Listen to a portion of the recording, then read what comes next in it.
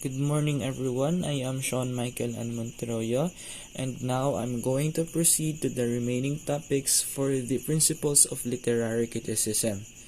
Okay, first on my list is the truth and revelation theories. This topic talks about how our experience shapes our knowledge and how our knowledge shapes our experiences. It is also stated here that knowledge is the very basis of human existence, and it is where we gain experiences in life. Because if we gain something if we gain experience in life, we will get knowledge about that certain thing or phenomena. It is also stated here that knowledge is recognized and it is good. But not all the knowledge is equally valuable. The kind of information which we can acquire indefinitely by steady perusal of Whittaker or of an encyclopedia is of negligible value. It just means that not all that we seek or we see on the internet or basically in everything is true or significant. And for that, we must seek more information and gather more resources for us to be able to justify and stand with the truth that we are currently or we are seeking.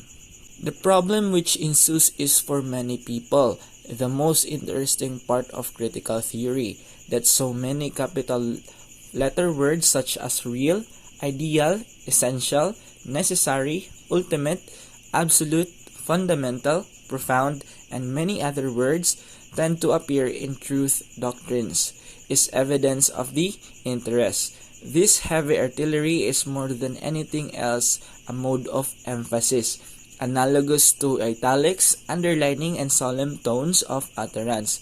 It serves also to impress upon the reader that he would do well to become serious and attentive, and like all such devices, it tends to lose its effect unless cunningly employed. And from this, the effects or the impact of a certain literary piece or any piece or doctrine should contain powerful words, not only to impress the readers but also to make them believe and inspire them to what you are trying to portray and what you are trying to emphasize.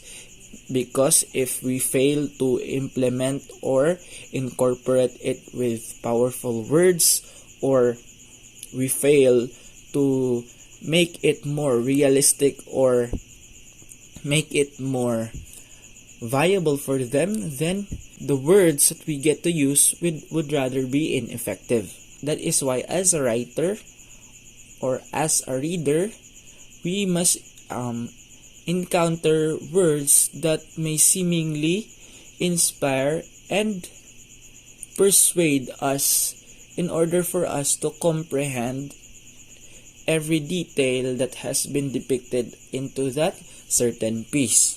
Okay? It is also stated here that poetry is a more philosophical and a more serious thing than history, for poetry is chiefly conversant about general or universal truth. History about particular, in what manner, for example, any person of a certain character would speak or act probably or necessarily. This is universal and this is the object. The poetry is universal and the history is object.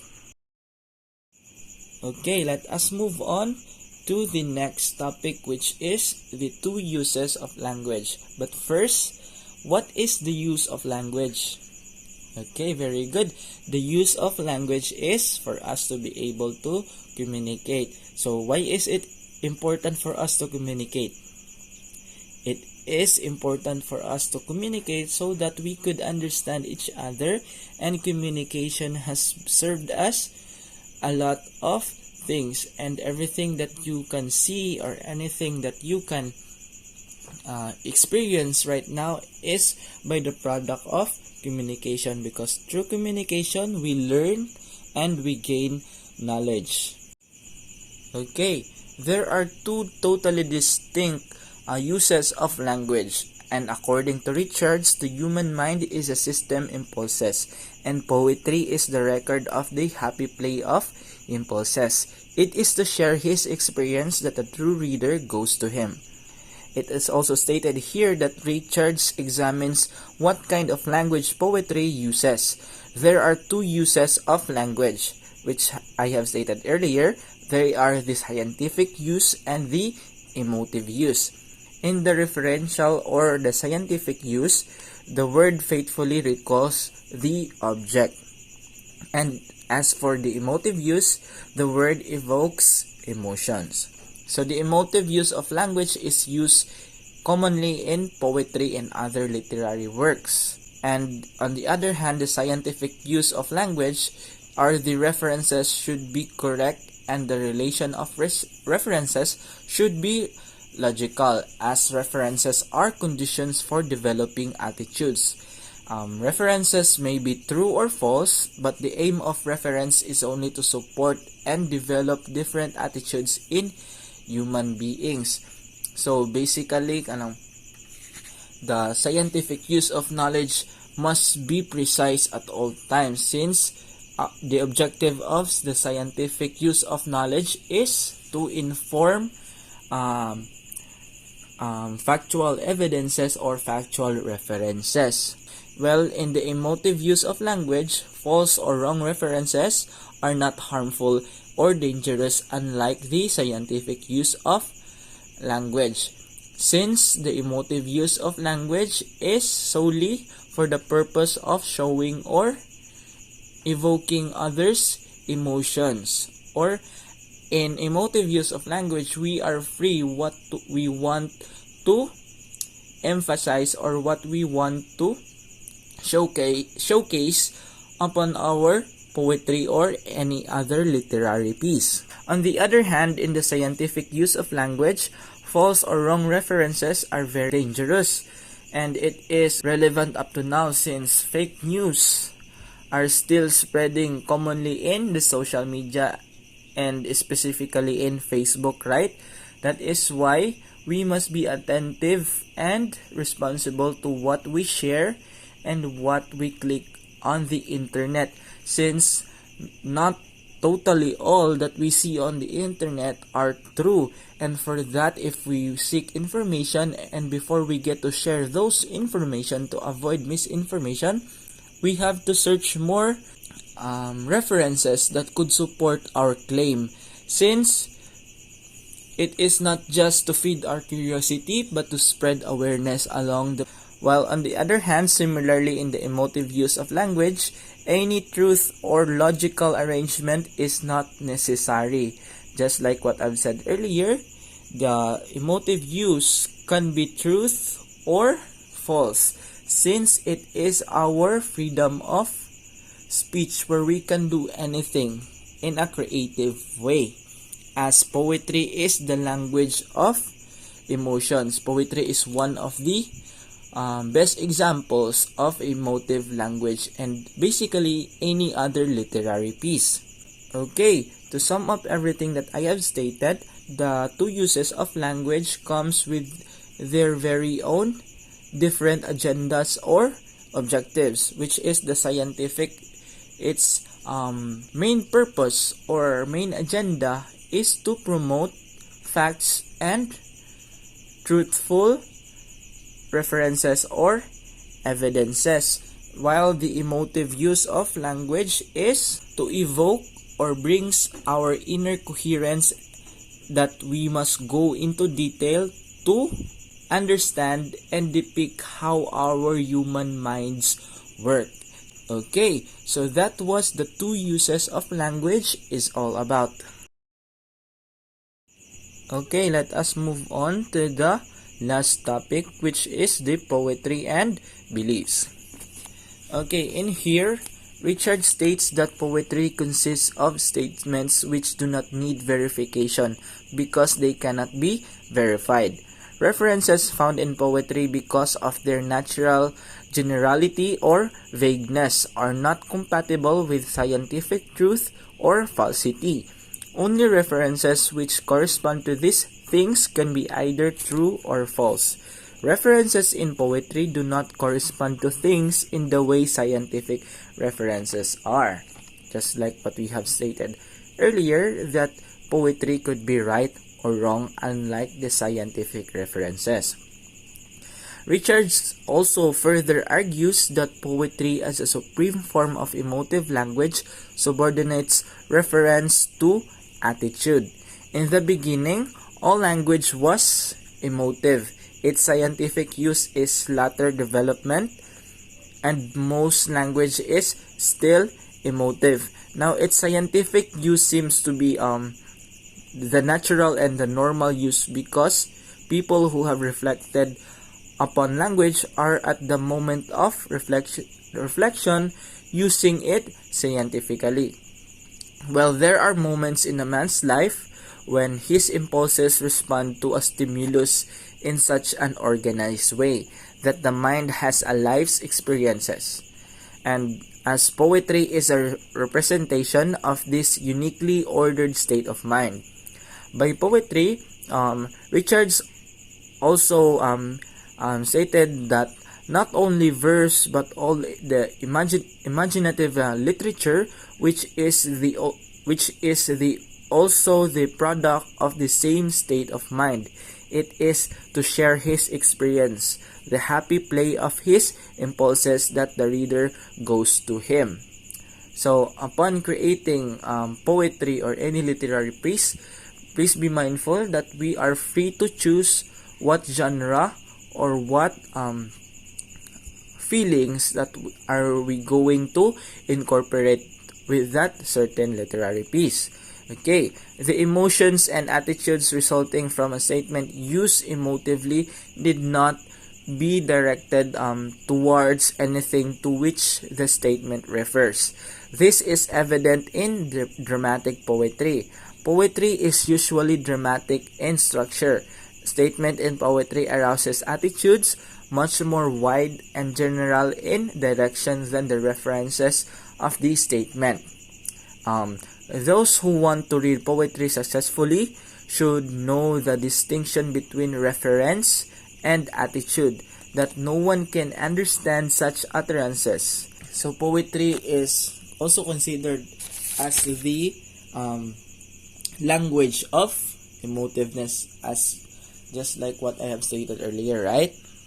While on the other hand, science makes statements, poetry makes pseudo-statements. A statement says something that is justified by its truth or its correspondence or relevance in a highly technical sense with the fact to which it points. It can be always verified by a reference to its original outside.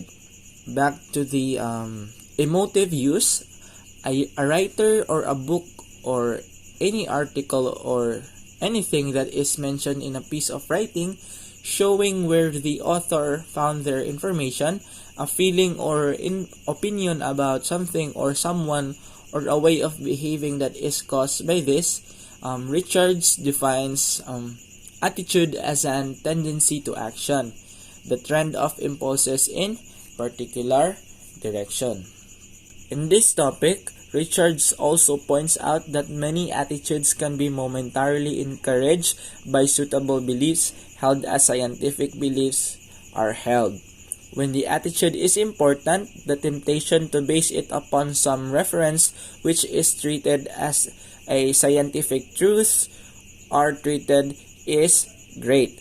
This is how a poet comes to invite the destruction of his work. And another thing for this is that Richards elaborates that this tendency of attitudes depending on beliefs produces twofold effect. Firstly, it provides the attitude an appearance of security and stability, and at the same time, it diverts from the necessity to sustain this attitude by means of arts and full attention to form. So casually, the attitude for the sake of which the belief is introduced is thereby made less stable. Remove the beliefs, once it has affected the attitude collapses.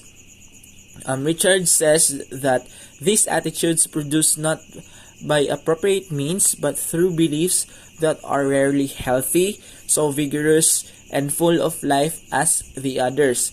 They are so because, unlike attitudes normally produce, they usually require an increased stimulus every time that they are reinstated. And as for this topic, Richards states that knowledge is an immensely potent emotive word engendering reverence towards any state of mind to which it is applied. He also elaborate of how knowledge is powerful as it can affect or it can give us another way of letting ourselves out, so that these feelings of significance are those among our feelings of mind which most deserve to be revered or valued and respected. They should be regarded also as knowledge, since everything that we can read through poetry, although those are factual or not, can be referred also as a knowledge, since we gain experience and learning from it.